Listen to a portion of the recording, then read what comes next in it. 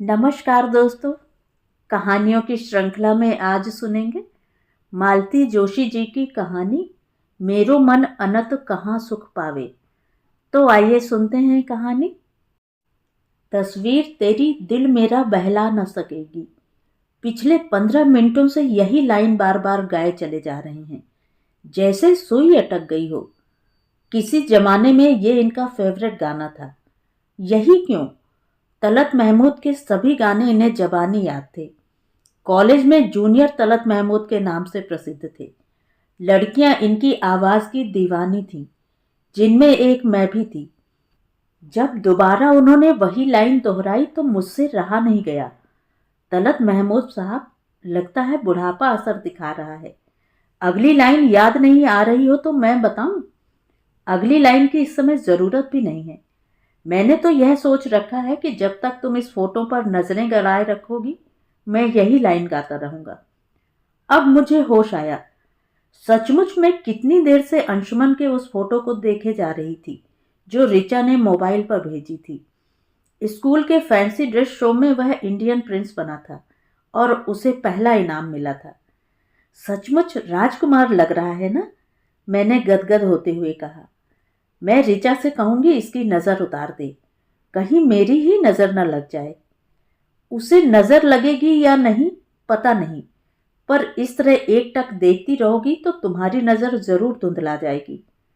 क्या करूं, अब तस्वीर पर ही गुजारा करना पड़ता है। पास में होता तो छाती से लगाकर कितना लाड़ करती।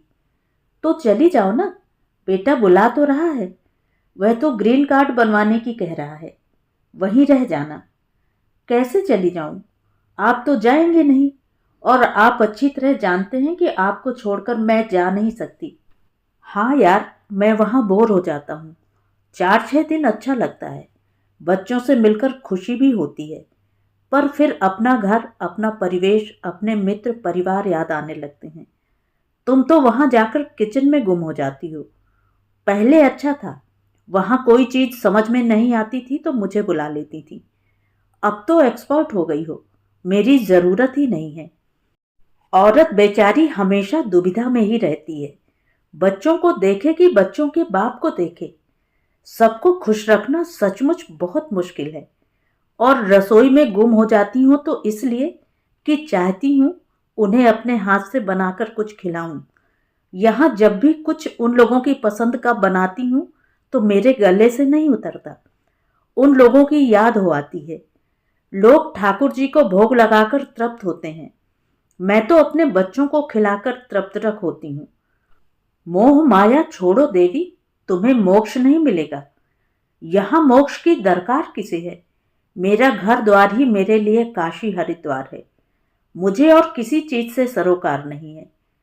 हमारा वार्तालाप एक आध्यात्मिक मोड़ लेने लगा था। तभी दरवाजे की घंटी बजी। खोलकर देखा, तिवारी जी थे।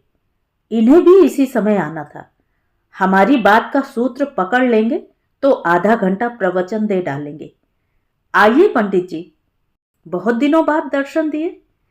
दर्शन तो आपके दुर्लभ हो गए हैं महाशय। मैंने तो डरते डरते घंटी बजाई थी कि पता नहीं आप यहाँ हैं भी कि नहीं। साल में 2 बार तो आप अमेरिका जाते हैं। साल में 2 बार नहीं पंडित जी, 2 साल में 1 बार, वो भी जब बेटा टिकट भेजता है। साल में 2 बार जाने के लिए मैं कोई टाटा बिरला या अंबानी थोड़े ही हूं। आप भाग्यवान हैं सर, बेटा 7 समुंदर पार से आपके लिए टिकट भेजता है। हमारा तो 200 किलोमीटर पर है, पर हमारे लिए वही अमेरिका हो गया है। अरे हाँ, सत्येंद्र तो अब भोपाल आ गया है ना? चलिए, पास आ गया है, नहीं तो कहाँ रीवा और मुरैना जैसी दूर जगहों में था। भोपाल तो आप 3-3.5 घंटों में पहुंच सकते हैं। जाने को तो हम दूर भी जा सकते थे, 1-2 बार गए भी हैं, पर अब हिम्मत नहीं पड़ती। क्यों? बेटा अफसर क्या हो गया है, उसे हमारी चाल ढाल, रहन सहन सब दकियानूसी लगने लगा है। हमारा धोती बांधना उसे अच्छा नहीं लगता। अब बताइए, इस उम्र में हम पैंट पहनेंगे? हमारा खुले बदन पूजा करना उसे अच्छा नहीं लगता, जबकि पूजा हम अपने कमरे में ही करते हैं। बाहर तो ठाकुर जी के लिए कोई द्वार ठिकाना ही नहीं है। हम रिक्शे पर कहीं जाएं तो उनकी तौहीन होती है। गाड़ी में कहीं भेजेंगे तो 10 बार जताएंगे। ड्राइवर सुबह से आया हुआ है, उसे जल्दी छोड़ना है। कहीं गलती से हम बेटे को सत्तू कहकर पुकार लें तो बहू रानी नाराज हो जाती हैं। हमारा नौकरों चाकरों से बतियाना उन्हें पसंद नहीं आता। हमारी पत्नी सीधे पल्ले की साड़ी पहनती है तो बहू को शर्म आती है। कहती है, मम्मी जी, आपकी साड़ी की वजह से कल मेरी फ्रेंड्स ने आपको महाराजिन समझ लिया था। ये बोले, कायदे से इंट्रोड्यूस करा देना चाहिए कि ये मेरी मदर इन लॉ हैं, फिर कोई गलत फहमी नहीं होगी। मैं कहती हूं कि अगर किसी ने गलत बात कही भी है तो बताने की जरूरत क्या है। मैंने कहा, वाह, बताएगी नहीं तो मम्मी जी को समझाइश कैसे मिलेगी कि उनके पहनावे से कितनी शर्मिंदगी उठानी पड़ती है। हम तो साहब अब पछता रहे हैं। पेट काट कर उसे इतना पढ़ाया लिखाया, वह किस काम आया। इससे तो अच्छा था हमारी तरह क्लर्क बन जाता, कम से कम घर से तो जुड़ा रहता। मेरी बेटियां तो भाई की अफसरी से इतना खौफ खाती हैं कि वहां जाती ही नहीं है। खैर, वह बुलाता भी नहीं है। हमें तो लगता है कि हमारे बाद दोनों का पीहर ही छूट जाएगा। मैं एकदम उठ खड़ी हुई। इस अप्रिय प्रसंग को समाप्त करते हुए मैंने कहा, मैं चाय बना रही हूं। पंडित जी, चीनी तो लेते हैं ना? चाय बाद में बनाइएगा भाभी जी, पहले जिस काम के लिए आया था वह तो कर दूं। अपनी ही रामायण लेकर बैठ गया। फिर उन्होंने हम दोनों के हाथ में एक खूबसूरत कार्ड थमा दिया। सोसाइटी के मंदिर में भागवत कथा का आयोजन था। सोसाइटी के मंदिर में आयोजन होते ही रहते हैं और तिवारी जी स्वेच्छा से सारी व्यवस्था देखते हैं। चाय और चंदा लेने के बाद तिवारी जी चले गए, पर मन को उदास कर गए। कितनी विपरीत परिस्थितियों में उन्होंने बेटे को पढ़ाया था, हम सबने देखा था। बेटा होनहार था, माँ बाप के कष्टों को उसने सार्थक किया। उसकी नौकरी के कारण एक संपन्न घर की कन्या ने बहू के रूप में घर में पदार्पण किया। बस उसी दिन से लड़का पराया हो गया। मैं अपने ही विचारों में खोई हुई थी कि एकाएक इन्होंने कहा, तुम्हारी बहू तो तुम्हें महाराजिन नहीं कहती ना? क्या बात कर रहे हैं? कहती नहीं पर समझती जरूर है, इसीलिए तुम्हारे जाते ही रसोई घर तुम्हें सौंप कर निश्चिंत हो जाती है। कैसी बातें कर रहे हैं? लगता है पंडित जी की बातों ने आपका दिमाग खराब कर दिया है।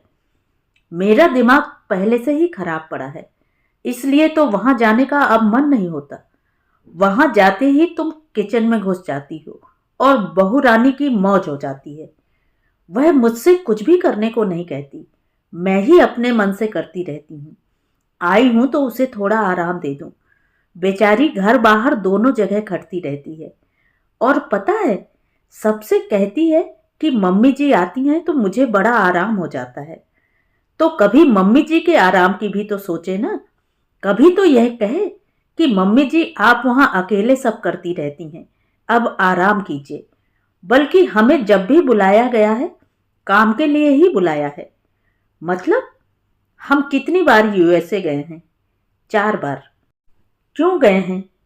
एक बार तो अंशुमन के जन्म के समय गए थे, दूसरी बार जब वह पीएचडी कर रही थी, तीसरी बार जब उसके पैर में फ्रैक्चर हुआ था, और चौथी बार जब वे लोग ऋचा के भैया भाभी के साथ वर्ल्ड टूर पर गए थे। तब अंशुमन और उसके नाना दोनों को हमने ही देखा था।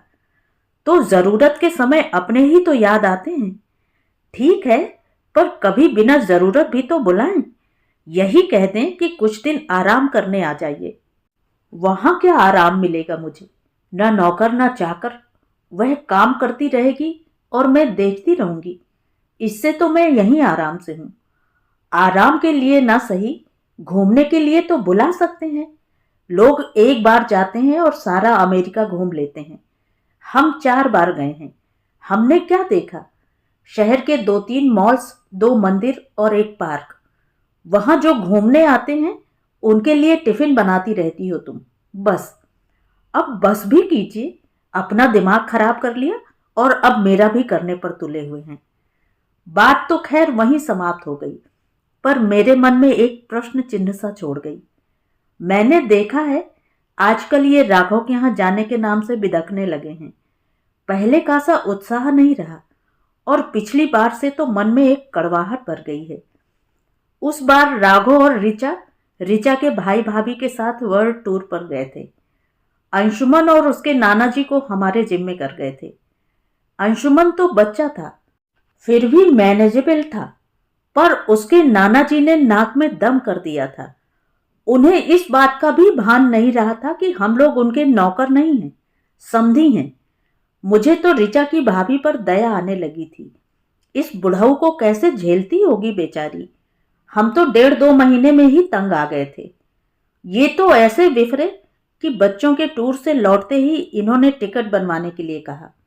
तब से चिढ़े हुए ही हैं। कोई महीना भर बाद की बात है। 11:30 बजे फोन की घंटी बजी। पहले इतनी रात को फोन आता तो बड़ी घबराहट होती थी, पर अब खुशी होती है। समझ जाती हूं कि बच्चों का फोन होगा। फोन राघव का ही था। हमेशा की तरह इन्होंने ही उठाया। कुशल क्षेम पूछने के बाद राघव ने कहा, आप लोगों को यहां आना है, कब की टिकट करवा दूं? अब क्या हो गया? इनके स्वर में व्यंग साफ झलक रहा था।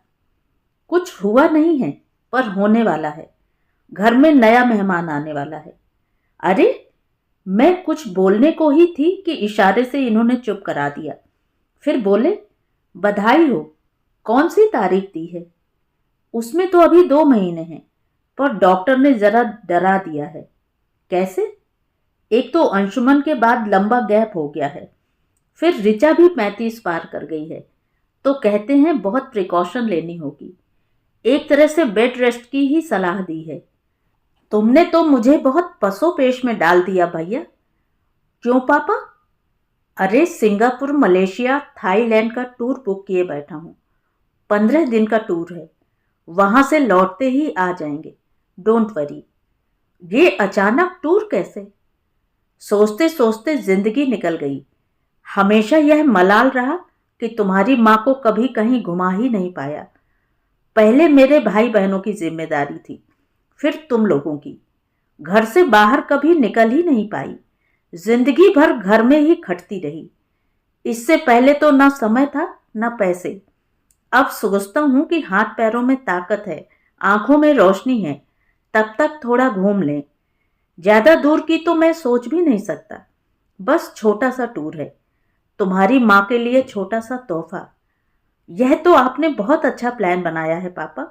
जरूर जाइए और एंजॉय कीजिए, पर प्लीज ये तो मत कहिए कि माँ घर से बाहर निकली ही नहीं है। माँ 4 बार यूएसए हो आई हैं। कितने लोग जा पाते हैं? क्रेडिट गोज टू यू बेटा। मेरी तो हैसियत ही नहीं थी। 4 बार गई हैं, अब 5वीं बार भी जाएंगी। पर 16-18 घंटे का सफर करके वह सिर्फ इस घर से उस घर की दूरी तय करती हैं। घूमना फिरना तो हो ही नहीं पाता ना। पर तुम चिंता मत करो, वहां से लौटते ही हम तुम्हारे पास पहुंच जाएंगे। कल मैं टिकट देखकर तुम्हें तारीख बताता हूं। अच्छा, गुड नाइट, टेक केयर। उनके फोन रखते ही मैं झल्ला पड़ी। मुझे बात क्यों नहीं करने दी? तुमने सारी बात सुन तो ली ना। और ये टूर का क्या चक्कर है? तुम्हें सरप्राइज देना चाहता था, तो साहबजादे ने ही हमें सरप्राइज दे दिया है। मैं बोलता हूं तो तुम्हें बुरा लगता है, पर बताओ, बच्चा एक दिन में तो नहीं पैदा हो जाता, पूरे 9 महीने लगते हैं। ये लोग हमें पहले से नहीं बता सकते थे, पर जानते हैं ना, मम्मी पापा फालतू बैठे हैं, बुलाते ही दौड़े चले आएंगे। कोई कारण रहा होगा, नहीं तो बताते जरूर। तुम उन लोगों की फालतू तरफदारी मत करो। और अगर तुम्हें जाने की इच्छा है, अकेले जाने की हिम्मत है, तो बता दो, मैं कल ही टिकट बनवा देता हूं। पर मैं टूर खत्म करके ही आऊंगा। कम से कम एक टिकट के तो पैसे वसूल हूं। कितने का टिकट है? मत पूछो, गश खा जाओगी। इसके बाद चुप रहना ही श्रेयस्कर था। एक दिन मैं इनका मूड ठीक होने की बाट देखती रही। तीसरे दिन कहा, राघव कह रहा था ऋचा बेड रेस्ट पर है, तो घर पर ही होगी ना? हाँ शायद। क्यों? आज रात को फोन लगा दीजिए, बात कर लूंगी।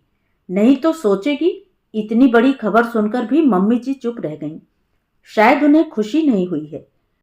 बिना किसी ना नुकुर के इन्होंने रात में फोन लगा दिया। यह समय मैंने जानबूझकर चुना था। इस समय राघव ऑफिस में, अंशुमन स्कूल में होते हैं। जैसा मैंने सोचा था, ऋचा घर में अकेली ही थी। पहले तो मैंने उसे खूब बधाई दी, फिर शिकायती लहजे में कहा, तुमने तो एकदम सरप्राइज ही दे दिया बेटा, पहले से कुछ बताया ही नहीं। हम लोग तो आपको बेबी के आने के बाद ही डायरेक्ट खुशखबरी देने वाले थे। राघव कह रहे थे, देखना माँ पापा खबर सुनते ही दौड़े चले आएंगे, टिकट भेजने का भी इंतजार नहीं करेंगे, पर डॉक्टर ने हमारे सरप्राइज का कचरा कर दिया। कोई बात नहीं बेटा, सब ठीक हो जाएगा। हमारे आने तक कोई नर्स या आया रख लो। समय पैसों की तरफ देखने का नहीं है।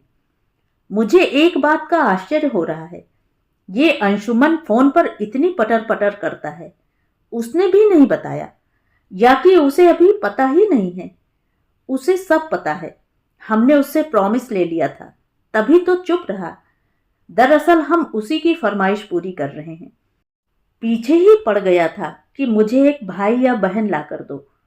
राघव बोले, मैं भी बहुत लोनली फील करता था, पर कभी कहने की हिम्मत ही नहीं हुई। आजकल के बच्चे बहुत बोल्ड हैं। ये एकदम बोल पड़े, बेटा हम पर इतनी सारी जिम्मेदारियां थीं कि दूसरे बच्चे के बारे में हम सोच भी नहीं सकते थे।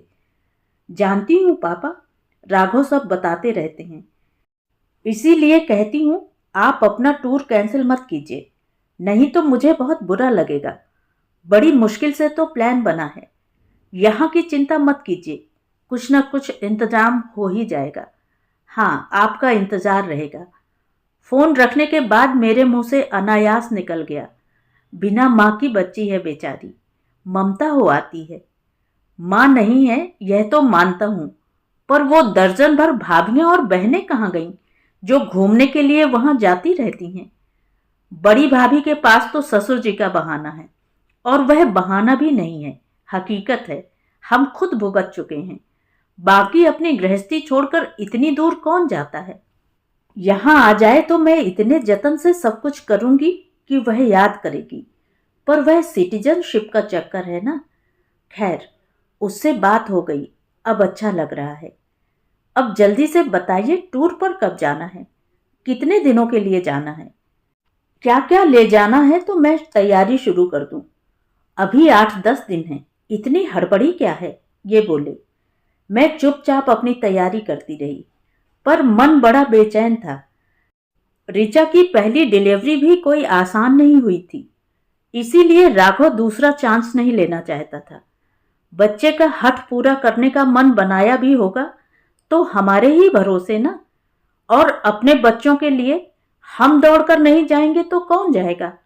पर इनसे आजकल कुछ कहते भी डर लगता है, बहुत टची हो गए हैं, एकदम सनक जाते हैं। करीब 5-6 दिन बाद मैंने इनसे कहा, प्लीज मेरा एयर बैग उतार दीजिए, मैं शांति से अपना सामान जमा लूं, और अपना भी निकाल लीजिए, मैं आपका भी जमा देती हूँ। हड़बड़ी में 10 चीजें भूल जाते हैं। पराए परदेश में परेशानी होगी। तुम औरतों की टर्मिनोलॉजी मेरी समझ में नहीं आती।